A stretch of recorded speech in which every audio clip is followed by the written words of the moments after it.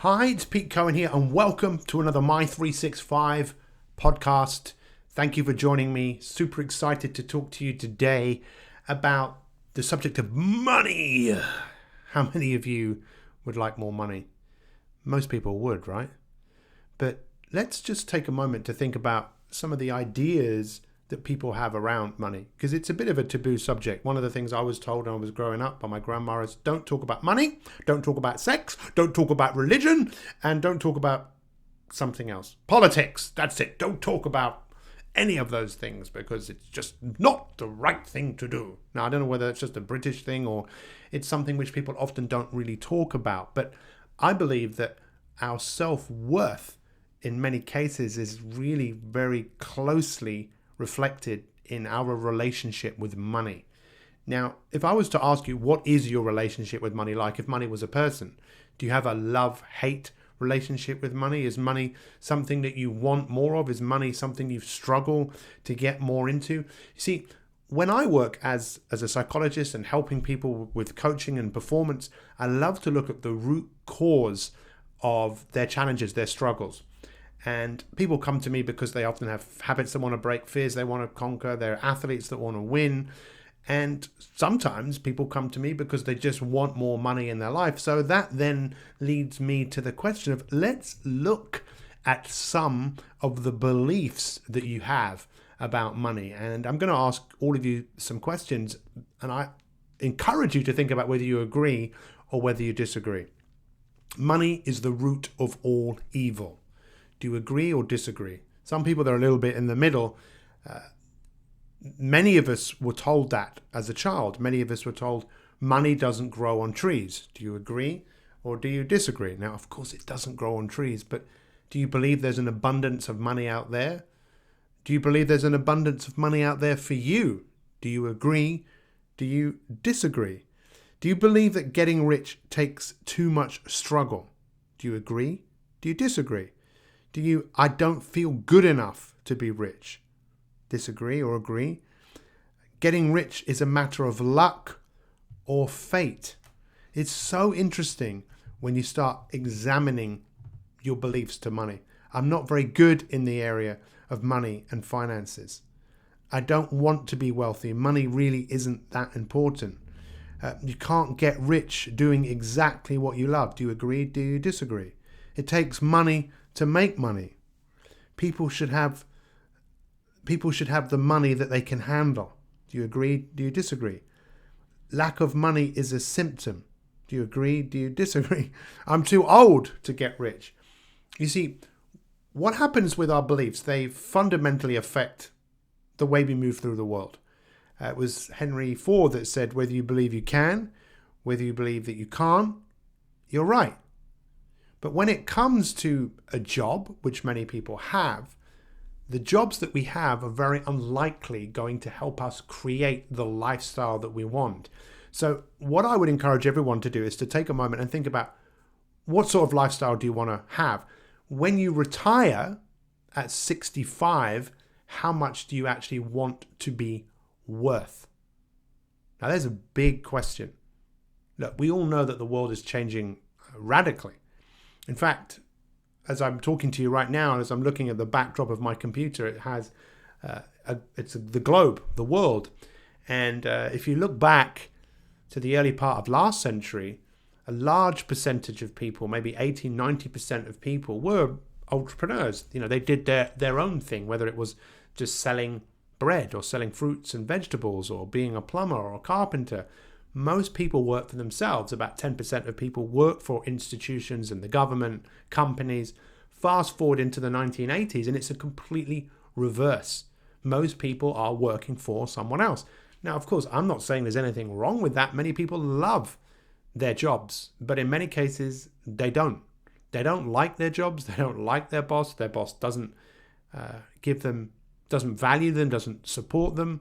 And this is something I wrote down this morning that I actually want to read to you. And it's by a guy called Earl Nightingale, who is also one of the kind of forefathers in the field of personal development. And this is something that, this is what he said, is that our rewards in life will always be in exact proportion to our contribution or service.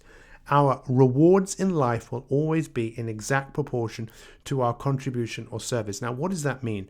Well, when you look at people's purposes, and this is one of the things that we talk about on My 365, when you listen to some of the other interviews we've done with people who have been very successful, you realize that in many cases they have a strong purpose, a strong desire, a strong ikigai, something that gets them out of bed every morning to go and do something where they feel valued, they feel nourished, they feel supported. And this is where a lot of people are missing out, because in their life, they're not doing really what they love to do. And in fact, that's another belief, right? Many people believe they can't earn money from doing the things that they love to do. Yet look around. There are people out there that are doing this. Listen, if you weren't looking to make an apple pie, you wouldn't look for the recipe. If you weren't looking to create more financial freedom in your life, you wouldn't go looking for it. And many of us are just comfortably uncomfortable. Many of us are comfortable, and maybe you shouldn't even be listening to this.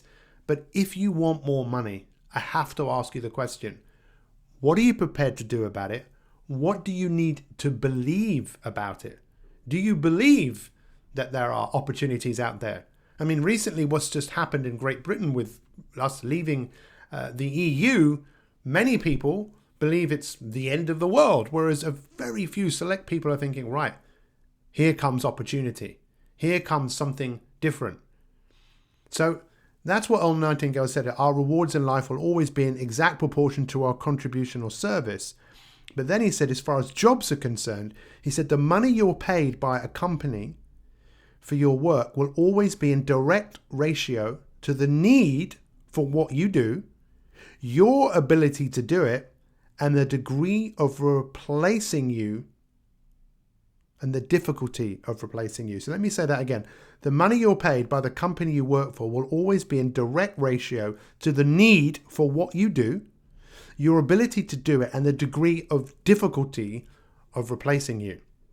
So look, get yourself a blank piece of paper and write at the top of that piece of paper. Look, let me explain it to you again, something else like this. Look, the thing that separates us from animals, pigs, horses, any animals, is our mind.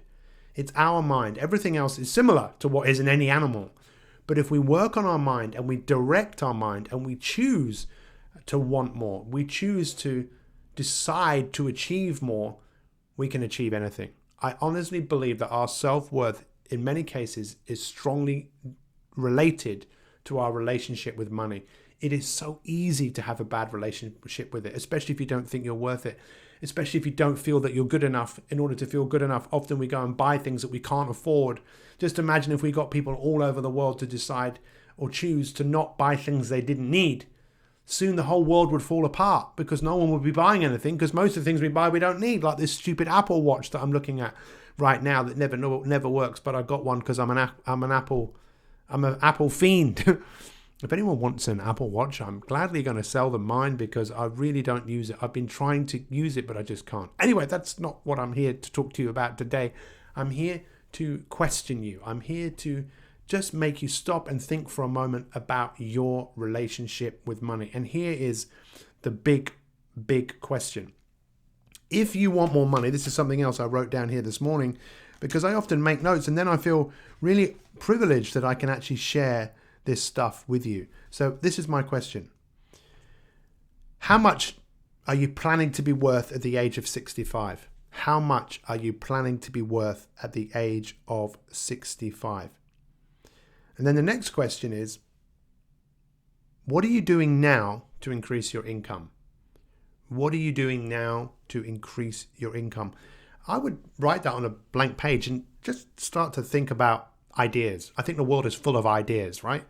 But if we don't give ourselves a bit of space and a bit of time to reflect and come up with ideas, maybe to go around and hang around with some like-minded people where you can start creating ideas, because even if you have a job, you might find that there's a way that you could get paid more money for your job. Even if it's not performance related, you might come up with some ideas that you think, wow, I could speak to my boss about that and maybe see that if I actually did that, maybe there's a way that I could get paid more for it. Look, we could all earn more money right now. Look at something that you're talking to me on, whether it's listening to on your phone. You could probably go and sell it on eBay. You could make a few pounds, a few dollars, a few yen, wherever you are in the world. But what else do you want? I believe there are ways for all of us to increase our income. Now, I don't think money is the root of all evil. Me personally, I want a lot of money because I want to do a lot of great things with money. I made a lot of money, a couple of million in the early part of 2000. But because I had such a bad relationship with it, I didn't think I was good enough. I just got rid of the money, bought some stupid things, gave it away. And then there was a time later on where I really needed the money, to pay for life-saving treatment for my wife, which cost around $300,000. Everyone, in fact, I was going to say everyone, some people are just not motivated by money. I'm here today to say, look, why not spend a little bit of time to think about how much you want to be worth by the age of 65? And what are you doing today to increase your income? If you want to do a few things, there's a few things I would strongly recommend. One is to read the book Think and Grow Rich. It's not necessarily about growing rich, it's about growing. It's about using your brain. It's learning all about success. It's a book that was based on 500 interviews of the most successful people of the early part of last century. And the other thing I would recommend is a book by T. Harv Eker called Speed Wealth. He wrote a book called The Secret of the Millionaire Mind. But Speed Wealth is amazing because it talks about, look, we live in an era now where there are more people than ever that are making $1 million in 3 to 5 years. There are people who have come from nothing, the people that invented Amazon, the people who invented Uber. Can you believe Uber now is the fastest growing company in history, yet they don't own anything? We do live in a great time, a great era. But I really want to ask you this, because I know I've spoken about a number of different things here today. Really think about your relationship with money. Maybe it's something you need some help with. And there are people out there that can help you. In fact, we have a community of people in the My365 Facebook group, which anyone can join. It's absolutely free. And you can get 365 days of life coaching if you go to mi365.me. I believe that everybody needs help. Everyone needs someone or some people to help bring out the best in them. So lastly, write these 4 words down: incompetent, competent, excellence, and genius. Now, why these 4 words? Now, professionally, we all like to use the genius talents that we have, but most of us don't. There are some people who are just incompetent. They don't do anything. They just stay at home. They're not interested in contributing. They're not interested. They'll just watch Jeremy Kyle. They'll watch the news. They'll eat poor food, and they don't aspire to anything. And some of those people will never, ever change them. Then there are people who are just competent, who do jobs that they just have to do, maybe because they don't think there's another way, and they're just earning enough money to pay the rent, to put food on the table. And there are millions of those people all over the world. And then there are people who are excellent, people who have amazing skills. In fact, some people who have these amazing skills can't even get a job using their amazing skills. But some of us are privileged enough to be excellent at something, whether it's even driving, whether it's doing programming. It's not something we would necessarily pay to do, but we're excellent at it. And that's why people want us to do it. And then we have genius. Now, I believe there's a genius inside all of us. I believe that you have unique gifts, talents, things that you love to do, but you've probably not even thought about. Could you get paid to do the things that you love to do? Now, I'm very fortunate. I am one of those people, but I know many, many that do. It's possible. No one's saying you've got to make a big jump or a big leap. In many cases, a genius in life is someone who's made small adjustments and start to ask themselves some pretty big questions. Like, what is my purpose in life? What is it that I'm here to do? And when you look at purpose, for most people, their deep purpose is about contributing, making a difference. Even in Think and Grow Rich, Napoleon Hill talks about the era of the go-getter is gone. It's the go-giver. How can I help you? How can I serve you? What can I do for you? That's what the world in many cases needs of you. If you can find a way to get paid doing what you love, even better. Thank you so much for watching. I hope you've taken something away from this short little podcast today. Have an awesome day. Keep listening. We've got some great podcasts coming out over the next few weeks. And if you find joy and you find satisfaction or you find some inspiration, share these podcasts. Let's get this information out there. You guys are great. Take care and have an awesome day.